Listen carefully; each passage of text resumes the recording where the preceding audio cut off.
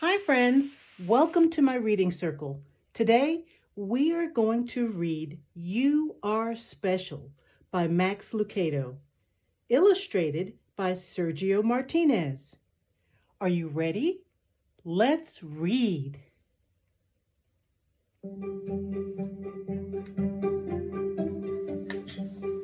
The Wemmicks were small wooden people. All of the wooden people were carved by a woodworker named Eli. His workshop sat on a hill overlooking their village. Each Wemmick was different. Some had big noses, others had large eyes. Some were tall and others were short. Some wore hats, others wore coats. But all were made by the same carver, and all lived in the village. And all day, every day, the Wemmicks did the same thing. They gave each other stickers. Each Wemmick had a box of golden star stickers and a box of gray dot stickers. Up and down the streets all over the city, people spent their days sticking stars or dots on one another. The pretty ones with smooth wood and fine paint always got stars. But if the wood was rough or the paint chipped, the Wemmicks gave dots.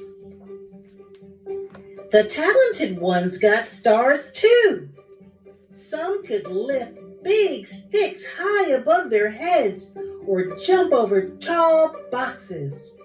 Still, others knew big words or could sing pretty songs. Everyone gave them stars. Some Wemmicks had stars all over them. Every time they got a star, it made them feel so good. It made them want to do something else and get another star. Others, though, could do little. They got dots.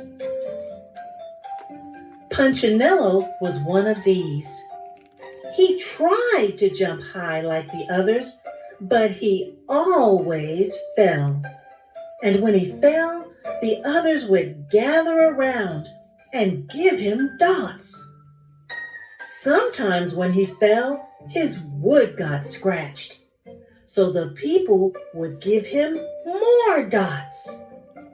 Then, when he would try to explain why he fell, he would say something silly, and the Wemmicks would give him more dots. After a while, he had so many dots that he didn't want to go outside. He was afraid he would do something dumb, such as forget his hat or step in the water, and then people would give him another dot. In fact, he had so many gray dots that some people would come up and give him one for no reason at all. He deserves lots of dots, the wooden people would agree with one another. He's not a good wooden person. After a while, Punchinello believed them. I'm not a good Wemmick, he would say. The few times he went outside, he hung around other Wemmicks who had a lot of dots. He felt better around them. One day, he met a Wemmick who was unlike any he'd ever met. She had no dots or stars. She was just wooden. Her name was Lucia. It wasn't that people didn't try to give her stickers. It's just that the stickers didn't stick. Some of the Wemmicks admired Lucia for having no dots, so they would run up and give her a star. But it would fall off. Others would look down on her for having no stars, so they would give her a dot. But it wouldn't stay either. That's the way I want to be, thought Punchinello. I don't want anyone's marks. So he asked the stickerless Wemmick how she did it. It's easy, Lucia replied. Every day I go see Eli. Eli? Yes, Eli, the wood carver. I sit in the workshop with him. Why? Why don't you find out for yourself? Go up the hill, he's there. And with that, the Wemmick who had no stickers turned and skipped away. But will he want to see me? Punchinello cried out. Lucia didn't hear. So Punchinello went home. He sat near a window and watched the wooden people as they scurried around, giving each other stars and dots. It's not right, he muttered to himself. And he decided to go see Eli. He walked up the narrow path to the top of the hill and stepped into the big shop. His wooden eyes widened at the size of everything. The stool was as tall as he was. He had to stretch on his tiptoes to see the top of the workbench. A hammer was as long as his arm. Punchinello swallowed hard. I'm not staying here. And he turned to leave. Then he heard his name. Punchinello. The voice was deep and strong. Punchinello stopped. Punchinello, how good to see you. Come and let me have a look at you.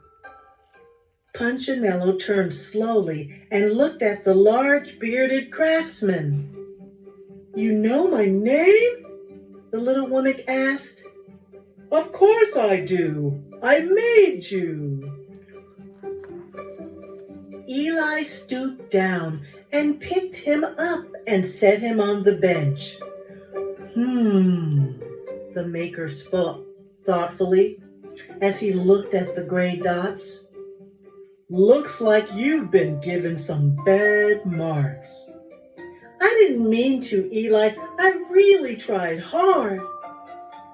Oh, you don't have to defend yourself to me, child. I don't care what the other Wemmicks think. You don't? No, and you shouldn't either. Who are they to give stars or dots? They're Wemmicks, just like you. What they think doesn't matter, Punchinello. All that matters is what I think. And I think you are pretty special. Punchinello laughed. Me? Special? Why? I can't walk fast. I can't jump. My paint is peeling. Why do I matter to you? Eli looked at Punchinello, put his hands on those small wooden shoulders, and spoke very slowly. Because you're mine.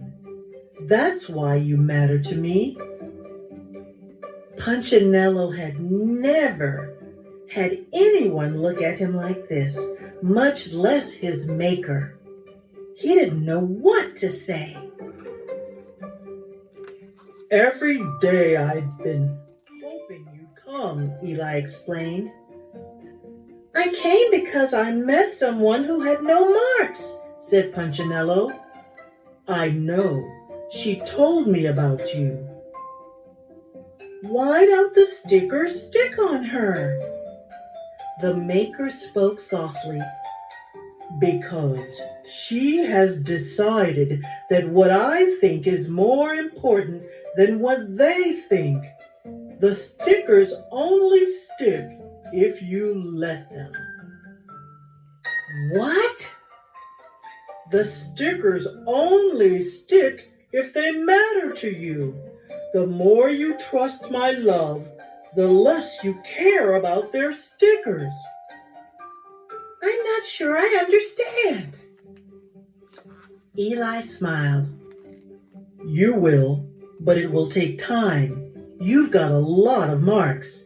For now, just come to see me every day and let me remind you how much I care. Eli lifted Punchinello off the bench and set him on the ground. Remember, Eli said as the women walked out the door, you are special because I made you, and I don't make mistakes. Punchinello didn't stop, but in his heart he thought, I think he really means it. And when he did, a dot fell to the ground. The end.